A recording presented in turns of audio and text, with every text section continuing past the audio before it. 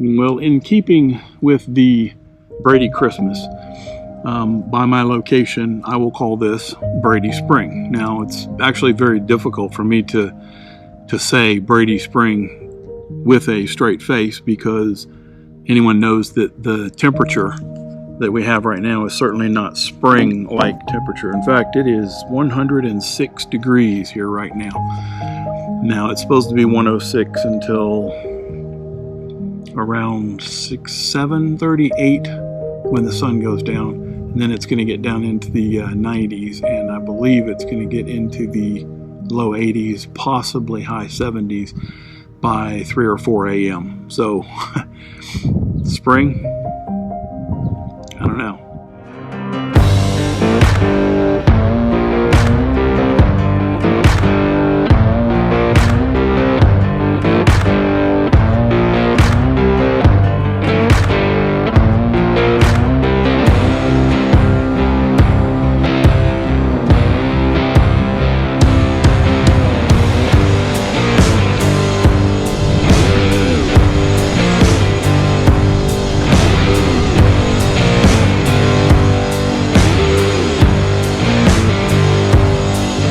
In keeping with tradition, staying in a location, in this case, there's options.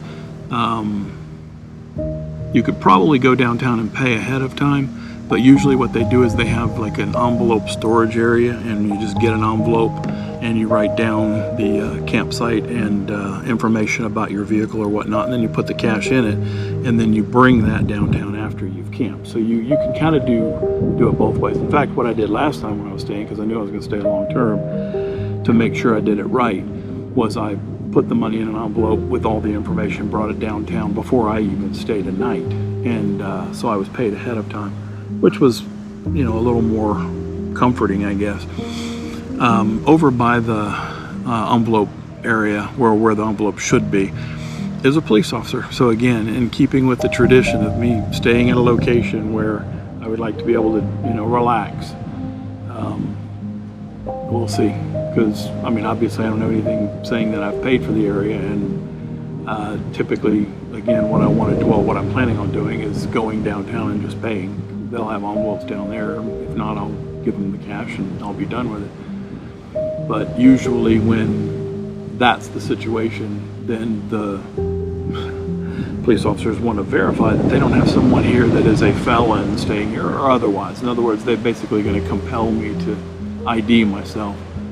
And I'm not going to do it, up to and including, packing up and leaving. So hopefully that's not the case. But if it is, there's a Walmart down the road. I'll go over there and crash in the driver's seat. Hopefully not. I just wanted to continue with my Brady Spring and actually go over what happened yesterday. It was an incident that happened yesterday that was a bit unsettling, actually. I'd got everything set up. It was, I believe, whenever I was chatting yesterday, I believe that it had already gotten, it was well over 100. I think that the temperature actually made it to 106 yesterday. And I got to the park. It's $5 for tent camping in Brady. Richards Park is the name of the park there.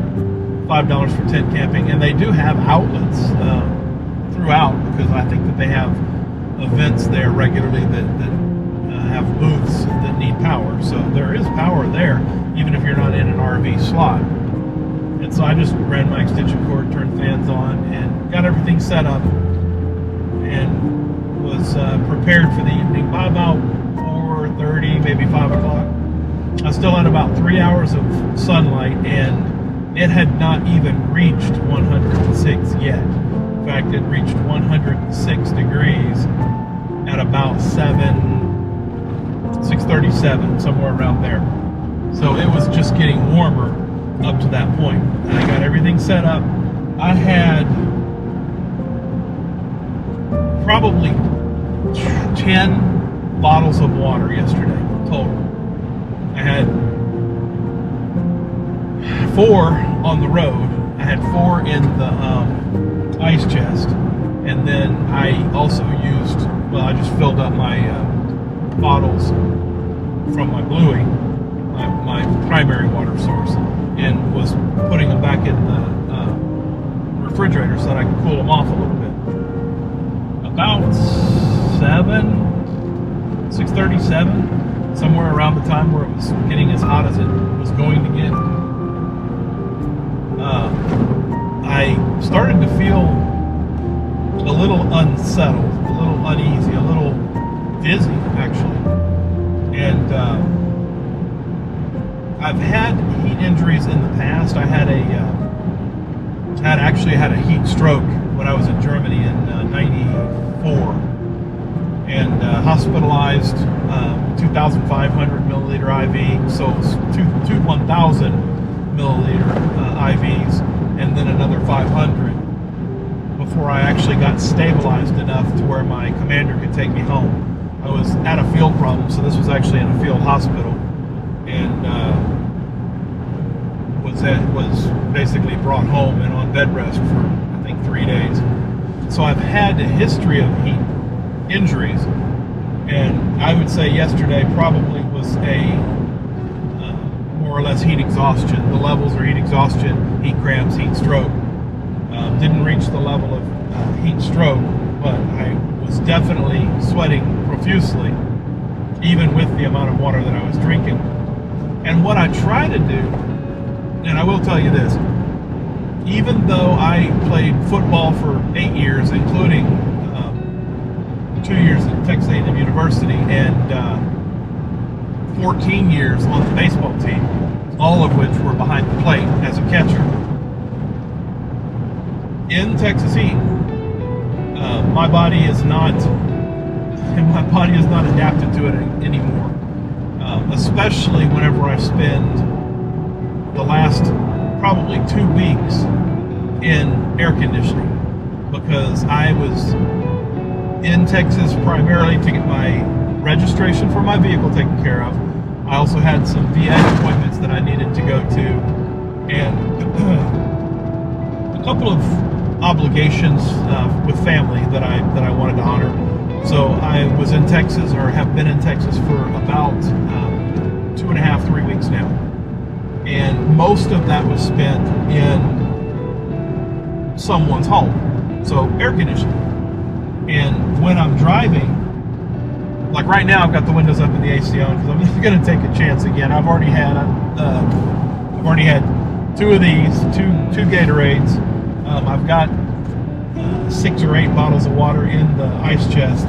The next rest stop I come to, I'm going to get a bottle of water, and I get to the point where I'm downing those bottles of water, and then I'll get another one and I'll drink it and just go through them like that, just so that I don't have the same circumstance. But my body can't acclimate like it used to. Most of the time when I'm driving, like I started to say, most of the time when I'm driving, I roll the windows down and turn the AC off and travel in the heat in order to try to acclimate myself as much as possible. In fact, there's a rest stop right here, so I'm going to go ahead and pull over and get that bottle of water. Proceed to the route. Oh, be quiet. We'll be all right. Proceed to the route. Okay, I hope you stop.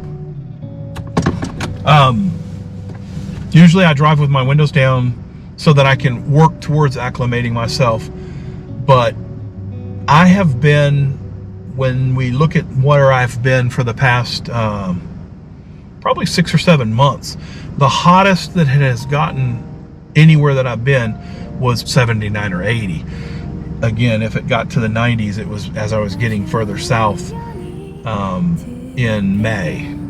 I started feeling dizzy, and I thought, well, I mean, the best thing I can do, even with all my clothes on, I just took my phone, my keys, my glasses, my watch, everything out of my pocket and set it in the vehicle.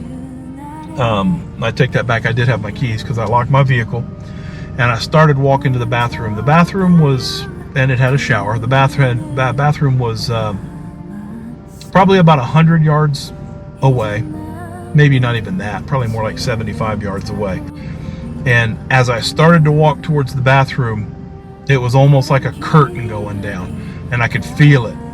And I saw a tree that was only a couple of steps away, and I just started walking towards that tree, and gone.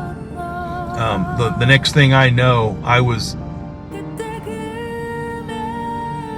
very, very, very hazy coming back to, leaning against that tree, just sitting on the ground. And I started thinking, crap, man, I mean, there are people around. This is odd. I've got a vehicle, table, chairs, what are a chair, to be sitting against this tree, not even 20 yards from my xTerra, looked odd. So I'm thinking, if cop comes, I would be disoriented, and who knows what that would look like. Or if anyone else came, I would have to admit, of course, that I've basically blacked out, that I passed out. And again, very, very hazily, just thought, well, maybe I can make it back to my campsite and put my head under the water, my bluey, just open it up and just soak my head, and that will help, because that's where I was headed, to the bathroom, hopefully to soak myself. And I barely made it back to the table, and I could feel that same thing happen again. And by the time I got under the bluey and turned the water on, that helped a little, and I just turned around and I laid down on the cement by the picnic table. Thankfully it was in the shade by then from my tarp that I had on the vehicle. And so I laid there for probably 15 or 20 minutes. I don't know how long I was passed out by the tree, but I know that I was laying on my back on that cement for at least 10 or 15 minutes. And then I started feeling well enough that I could go in to the bathroom. I walked that 75 yards or so to the bathroom and stripped down and just stood there underneath cold water. Didn't have any hot water at all. Stood there under cold water for as long as I felt that I needed to. And that helped. And at that time, again, like I said, 6:37, the sun started going down around 8 or so, but it was it was down below the tree line, so I was actually in shade along with my canvas on my xTerra, so that helped a little too. Came back and just continued drinking water. Probably had another 4 or 5, maybe 6 bottles of water before bedtime, and it didn't get below 80 degrees until 4 o'clock in the morning. And so there was no way that I was going to sleep comfortably. But I did thankfully have fans on with my Jackeries. So I had fans on, 2 fans actually, one blowing directly on my head and then the other blowing across my body towards my head. And was able to at least lay down and sleep. Intermittently at best, but was able to lay down and sleep. And I'm heading to another campsite that's about another 2 or 3 hours from here, so it'll put me at about the same time as I got there yesterday. And it is another campsite. This campsite actually it has water and electricity and tables, and I'm not going to use it, but it has a fire pit and grill. But the key was the electricity, so I can plug in and then have my fan on, full time, trying to cool the vehicle off so that I can climb in and sleep. But it's still going to get up to, today, I think it's supposed to get up, it's forecast, it's 99 right now, it's forecast to get up to about 101, 102. And that'll be around that 5 or 6 o'clock time frame. And then maybe cool down to 76, 77, depending on what the forecast says whenever I get there. It changes, obviously. And so, I mean, I'm doing everything I can to mitigate that circumstance so that I don't end up in that same situation today. But I can tell you right now, Texas in the summer just does not work for me. I'm not going to make any more plans, period, in Texas during the summer, except to get my vehicle registration. Now I'm going to try to verify. I think I'm almost positive. I have never really confirmed that because I've always done it. I don't think you can register a vehicle anywhere other than the county that it's registered in. So I will have to go back to Bexar County. I'll have to go back down to San Antonio, which of course everyone knows is pretty much central Texas. And the registration expires in July. So I may be able to push it next year past July into August, depending on what the forecast is. And then it may just have been the luck of the draw. It may have just been that it was exceptionally hot the last week and a half, because the average temperature every day was 101 to 104, somewhere around there. It got as hot as 107 or 8 2 or 3 days ago. And with heat index, it's pushing 110 or better. And that's just not something that I can endure anymore, obviously. Even as I said, even living in AC and trying to acclimate myself back to what I normally do is not a good idea until I get out of Texas. I was looking at the weather around Taos, because I'm headed back up towards Taos. I just need to get into the mountains. I need to get up at elevation. Temperature is much cooler. The high there was 83. The low was 56, I think, 57. That's where I can start acclimating myself to summer, and be comfortable. Keep windows down, driving, etc. But I just wanted to add that in, or mention. It's still spring. The summer solstice is the 21st of June this month. That's 8 days from now. And this is not spring weather. Again, it's 99 right now, and the high is 102. Low is 75. So it should get down to 75 sometime tonight, hopefully. But man, I'll tell you, I'm not holding my breath, and that's not even that's not real comfortable sleeping weather. When you're sleeping in an xTerra without AC, and I don't start the vehicle and I don't run AC whenever I'm sleeping. I'm not going to do that. So if I can't sleep, then I'll get up and go to the shower and douse myself with water as much as possible, and then try to sleep then. But I want to be transparent in the fact that Texas is definitely not for me anymore, at least not without a home and a new AC like I had before I sold my house in Maynard. Jumping from cliffs so high, trusting our wings to fly. Sometimes we're crashing down, but we get up and start from the ground. And I